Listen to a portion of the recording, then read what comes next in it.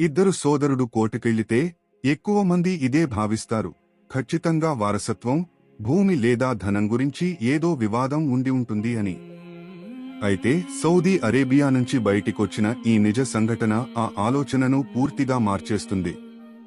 హృదయాన్ని హత్తుకునేలా ఉంటుంది. ఒక వృద్ధుడు, హిజామ్ అల్-ఘామిదీ, తన చిన్న తమ్ముడుపై కేసు పెట్టి కోర్టులో నిలబడాల్సి వచ్చింది. కానీ ఆ కేసు డబ్బు గురించినది కాదు, భూమి గురించినది కాదు, వారసత్వం గురించినది కూడా కాదు. ఈ ఇద్దరు సోదరులు కేవలం ఒక విషయంలో మాత్రమే పట్టుపట్టారు: తమ బలహీనమైన వృద్ధ మాతృమూర్తిని సేవ చేసుకునే హక్కు ఎవరిదన్నదానిలో. కోర్టులో హిజామ్ ఆవేశంతో చెప్పాడు, నేను చిన్నప్పటినుంచి నా అమ్మ సేవ చేస్తున్నాను. ఆమెనే నా మొత్తం జీవితం. కాని చిన్న తమ్ముడు ఇలా అన్నాడు, అన్నయ్య కూడా ఇప్పుడు చాలా వరకు వృద్ధుడే. ఆయనకు విశ్రాంతి కావాలి.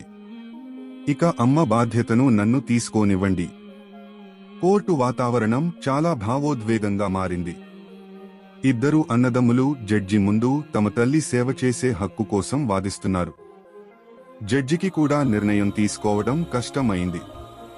అందుకే ఆయన తల్లిని పిలిపించి అడిగారు, నువ్వు ఎవరితో ఉండాలని అనుకుంటున్నావు? తల్లి కళ్లలో నీళ్లు ఉబికి వచ్చాయి. ఆమె మృదువుగా చెప్పింది, నేను ఎలా ఎంచుకుంటాను? నా ఇద్దరు కుమారులు నా కుడి ఎడమ కళ్ళు లాంటివారు. తల్లికి కూడా నిర్ణయం చెప్పడం సాధ్యం కాకపోవడంతో పరిస్థితిని బట్టి జడ్జి తీర్పు ఇవ్వాల్సి వచ్చింది. అమ్మను చూసుకోవాలనే బాధ్యతను చిన్న కొడుకుకే అప్పగించారు. ఎందుకంటే అతడే వయస్సులో చిన్నవాడు, శారీరకంగా బలవంతుడు. తీర్పు వినగానే కోర్టులో ఒక రకమైన నిశ్శబ్దం అలుముకుంది. హిజామ్ పగలబడి ఏడవడం మొదలుపెట్టాడు. తీర్పు తనకు అనుకూలంగా రాలేదని ఏడవలేదు అతను. ఎందు ఏడ్చాడంటే తన తల్లిని, ఆమె జీవితాంతం సేవ చేసే అత్యంత విలువైన అవకాశాన్ని తానే కోల్పోయినట్టుగా భావించి రోదించాడు.